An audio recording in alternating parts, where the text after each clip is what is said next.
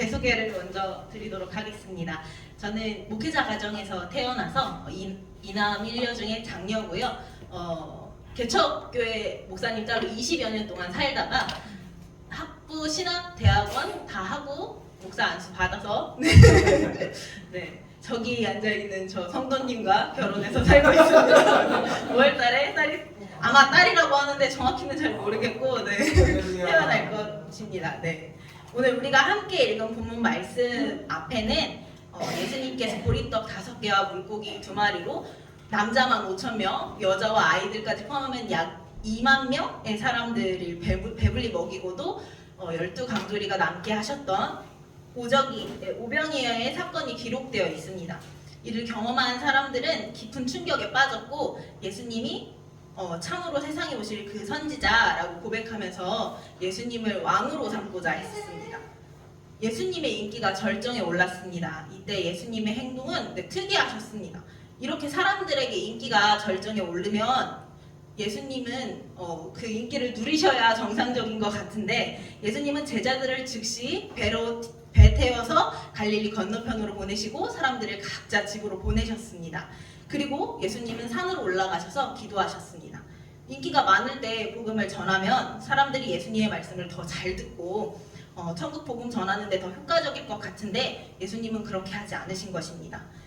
그들은 예수님이 병든 자를 고치고 죽은 자를 살리시더니 심지어는 배고픔의 문제까지 해결해 주시는 것을 보고 예수님이 민생의 문제, 경제의 문제를 해결해줄, 로마의 압제를 당하고 있는 자신들을 구원해줄 능력의 왕으로만 생각하고 예수님을 왕으로 삼고자 했습니다. 그러나 예수님의 생각은 다르셨습니다. 예수님은 그들의 삶의 문제, 병의 문제를, 질병의 문제를 구원하시는 네, 질병의 문제에서 구원해 주시는 육체의 구원뿐만 아니라 영혼의 구원자로 오셨기 때문입니다. 아멘. 마태복음 9장 1절에서 8절에 중풍병자를 고치신 사건이 기록되어 있는데요. 그 말씀에서 예수님께서 얘기하셨듯이 예수님께서는 그의 중풍병을 고치실 능력뿐만 아니라 그의 죄를 사할 능력을 가지고 계신 하나님이시며 이를 사람들과 제자들에게 가르쳐 주고자 하셨습니다. 마태복음 14장 22절에서 23절 한 목소리로 같이 읽어보겠습니다. 예수께서 즉시 제자들을 재촉하사 자기가 무리를 보내는 동안 배를 타고 앞서 건너편으로 가게 하시고 무리를 보내신 후에 기도하러 따로 산에 올라가시니라. 저물매 거기 혼자 계시더니 제자들은 예수님과 달리 사람들과 같은 생각을 가지고 있었을지도 모릅니다. 예수님이 왕이 되시면 한 자리씩 하고 싶었을지도 모르죠. 아직 예수님이 이 땅에 오신 진정한 이유와 그 사역을 이해하지 못했다면 사람들과 동화돼서 헛된 기대를 할 수도 있었을 것입니다. 그래서 예수님은 제자들과 사람들이 육신의 구원에만 매여서 영혼의 구원을 깨닫지 못하는 잘못된 믿음을 갖게 하지 않기 원하셨기 때문에 그들을 흩으셨습니다. 24절에서 25절 같이 읽도록 하겠습니다. 시작! 배가 이미 육지에서 술이나 떠나 바람이 거스름으로 물결로 말미암아 고난을 당하더라. 밤 사경에 예수께서 바다 위로 걸어서 제자들에게 오시니 아멘. 제자들을 태운 배가 이미 육지에서 술이나 떠나 있는데 바람이 거슬러서 제자들이 고난을 당하고 있었다고 합니다. 갈릴리는 북쪽 헤르몬 산에서 거칠고 차가운 바람, 그리고 반대편 남쪽에서 아라바 쪽에서 들어오는 뜨거운 바람이 만나는 특징이 있는 지역이기 때문에 그 지역은 기상변화가 심하고 돌풍이 자주 일어나서 어부들도 큰 어려움을 당하는 그런 지역입니다. 심지어 당시의 배는 동력선이 아니라 노나 돛으로 가는 배였기 때문에 바람이 거스르면 고생이 아주 심했다고 합니다. 제가 4년 전에 성지순례를 다녀왔었는데요. 그때 함께 갔던 목사님들이랑 함께 갈릴리에서 선상 예배를 드릴 수 있는 기회를 갖게 되었습니다. 갈릴리 호숫가를 거닐 때만 해도 바람이 아주 잔잔했고 예수님과 제자들이 함께 거니시던 이곳에서 내가 예배를 드릴 수 있구나 하는 설레는 마음과 기쁜 마음으로 예배를 드리러 가게 됐는데 막상 배에 타니까 예배 끝나고 이제 사람들은 신나게 사진 찍고 막 즐거워하시는데 저는 그 배 가운데 강대상이 이렇게 있거든요. 걔가 고정돼 있으니까 거기 딱 붙어서 덜덜덜 떨고 있었습니다. 네, 왜냐면 예배 끝나고 이렇게 호수 한가운데서 이제 배를 정박해서 예배를 드렸는데 예배가 끝나자마자 갑자기 거친 바람이 불기 시작한 것입니다. 네, 근데 제가 탄 배는 동력선이었고 배가 뒤집힐 정도의 파도도 아니었고 그냥 배가 흔들릴 정도의 바람 정도였기 때문에 다른 목사님들은 이제 신나서 이제 시원한 바람을 즐기시면서 사진을 찍으셨는데 저는 사실 어릴 때 몇 번 물에 빠져서 죽을 뻔한 그런 트라우마가 있어서 수영을 할 줄을 몰라요. 그래서 물에 빠지면 아 나는 죽는구나 하면서 네 이제 이 배가 무트로 갈 때까지 저는 강대상만 붙잡고 하나님 살려주세요. 나 너무 무서워요 이러면서 네 이 덜덜 떨었던 기억이 있습니다. 그래서 그런지 제자들의 그 어려운 상황이 마치 제 경험처럼 두렵게 느껴졌습니다. 심지어 저는 그 일을 대낮에 겪었지만 제자들이 이 일을 겪은 시간은 한밤중이었다고 합니다. 본문에서 경은 당시 로마에서 야간 보초를 쓰던 말인데 그들은 4교대로 보초를 섰으니까 오후 6시에서 새벽 6시까지, 그러니까 오전 6시까지 밤 시간을 4부분으로 나눠서 보초를 섰다고 합니다. 따라서 여기 본문 말씀에 말하는 사경은 오전 3시에서 오전 6시이므로 해질녘에 출발했던 제자들이 새벽녘까지 엄청나게 고생을 하고 있었던 거죠. 바다 한가운데서. 이때 예수님이 바다 위를 걸어서 제자들에게 오셨습니다. 예수님은 왜 바다 위를 걸어서 제자들에게 오셨을까요? 예수님은 풍랑을 만나서 어려움을 겪고 있는 제자들을 구해주시고 제자들에게 예수님이 메시아이심을 가르쳐주고 싶으셨습니다. 예수님을 따르던 수많은 사람들이 예수님을 그냥 능력 있는 선지자, 육신의 평안함을 주는 하나님의 사람 정도로 잘못 알고 있는 것처럼 예수님의 제자들이 잘못 아는 것이 아닌 사람이 할 수 없는 일을 하는 메시아, 하나님이심을 가르쳐주고 싶으셨던 거죠. 그러나 제자들의 반응은 유령이다 였습니다. 두려워하면서 소리를 지릅니다. 불과 몇 시간 전에 예수님이 오병이어의 이적을 행하신 것을 경험한 그들이었지만 그들은 예수님이 메시아이심을 하나님이심을 깨닫지 못하고 살려주시려고 오신 예수님을 죽이려고 온 유령이라고 착각한 것입니다. 그래서 그들은 두려워했습니다. 본문 말씀 26절에서 28절 함께 읽어보도록 하겠습니다. 제자들이 그가 바다 위로 걸어오심을 보고 놀라 유령이라 하며 무서워하여 소리 지르거늘 예수께서 즉시 이르시되 안심하라 나니 두려워하지 말라. 베드로가 대답하여 이르되 주여 만일 주님이시거든 나를 명하사 물 위로 오라 하소서 하니 아멘.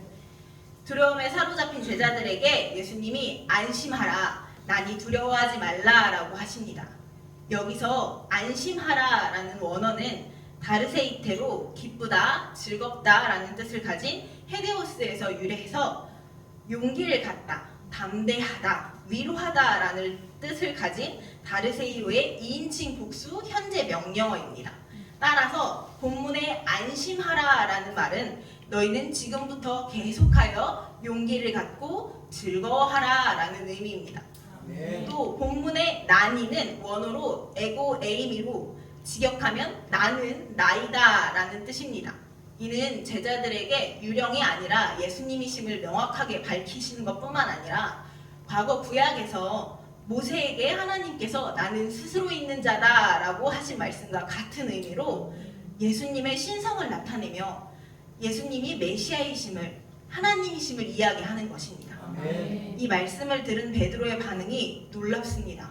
배에 있는 다른 제자들과 다르게 베드로는 주여 만일 주님이시거든 나를 명하사 물 위로 오라 하소서라고 말합니다.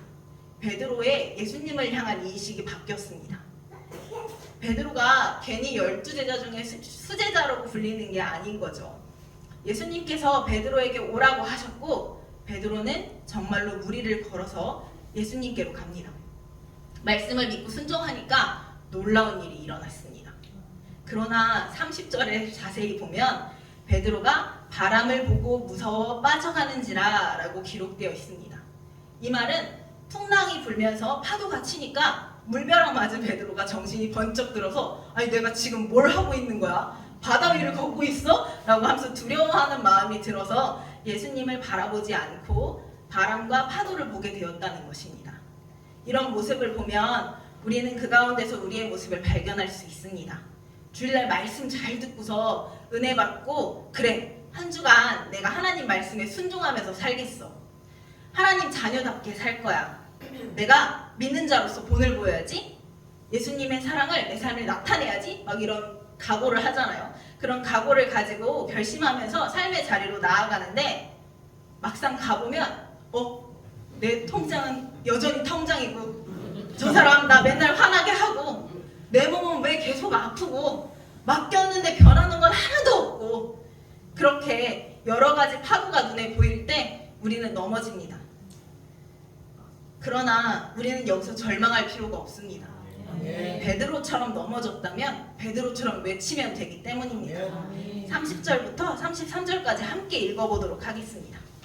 시작. 바람을 보고 무서워 빠져가는지라 소리질러 이르되 주여 나를 구원하소서 하니 예수께서 즉시 손을 내밀어 그를 붙잡으시며 이르시되 믿음이 작은 자여 왜 의심하였느냐 하시고 배가 함께 오르시에 바람이 그치는지라 배에 있는 사람들이 예수께 절하여 이르되 진실로 하나님의 아들로소이다 하더라. 아멘.